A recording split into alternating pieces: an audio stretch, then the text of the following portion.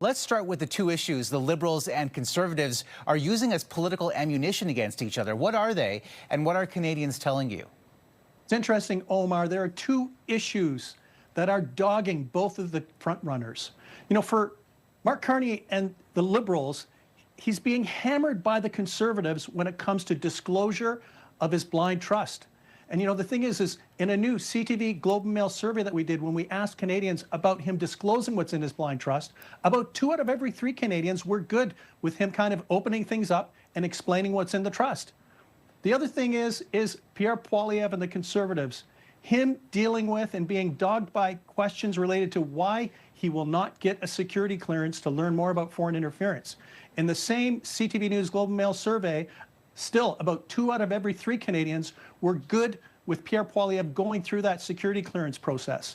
The key takeaway, Omar, Canadians have a certain expectation of transparency for both of the frontrunners who are seeking to be Prime Minister. We are now, of course, in week 2 of this campaign, which began as a dead heat. Where do the leaders and the parties stand right now?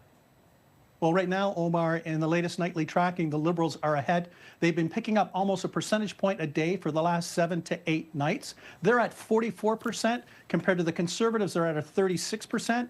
The Liberals are teetering on majority territory.